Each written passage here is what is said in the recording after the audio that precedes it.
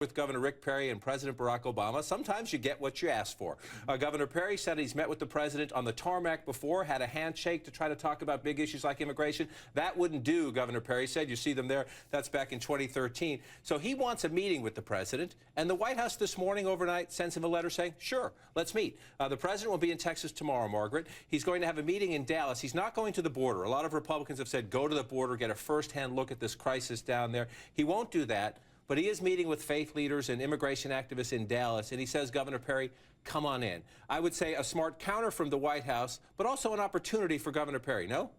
I think it's going to be pretty hard for both of them to resist this for completely different reasons. But it is sort of the ball is in Governor Perry's court now. My most recent conversation with the White House, they had not yet heard back from him about whether this is going to happen. But it is a real official offer. And there is this roundtable event that they've put together that is going to serve as, instead of him going to the border, him dealing. He couldn't just go and do fundraisers. At a certain point, that became untenable. They've come up with this sort of event to get to the crux of the issue without having him, on the border in a bad situation. And now this has become a much more interesting visit. And Perry has revived himself. Look, he had a disastrous presidential campaign last time. Couldn't name the 3 cabinet agencies he would cut. It was awful. But he has been reviving himself slowly, Peter, reaching out to key activists around the country. And on this issue, he has restored his national prominence, if you will, being at a counterpoint with the president. What is he looking for in a meeting like this? And is it all partisan? Or I'll make the point maybe when you're done, there's a great opportunity here. Well, yeah, I think Margaret's right. There's something that both teams can get out of this. And I actually just texted a Perry advisor. We haven't heard back from them if they're actually going to take this meeting yet. It's hard for them to say no.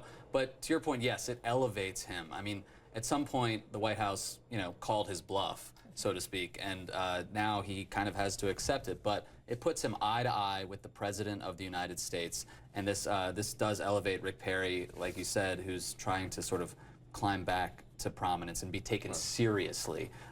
So it's probably to his political advantage. This is the letter Valerie Jarrett, the president's senior advisor, sent to Governor Perry overnight.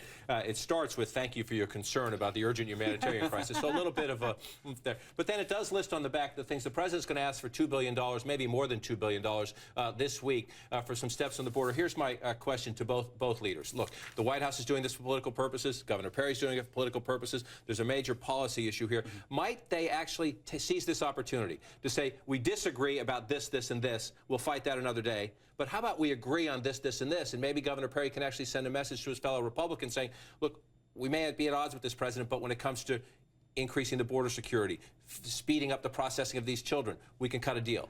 Well, that will be interesting to watch, because one thing that really damaged Rick Perry in his last presidential campaign was that he took kind of a reasonable approach to immigration. Remember in that Orlando debate where he really cratered even before the oops moment, he was sort of calling for a Texas Dream Act, and he got booed by conservative activists. So he's actually in the past tried to seek out a middle ground. So it'll be interesting to see what he does in today's meeting. I mean, the president wants $2 billion to expand, resources on the border for these children. Perry wants these kids to be turned around and sent back immediately. So, it's hard to see where the middle ground is. But I think that is what the White House is counting on, is that any meeting of the middle between Democrats and Republicans will mean the money that they're looking for. And the real question for them on threading the needle comes next. How active do they become about these child deportations? Whatever authority they get from Congress, what do they really do with it? In divided government, you can't get any progress unless you make a deal. That's the simple point. You either get nothing and you get the political debate. If you want some progress to deal with this crisis, you got to make a deal.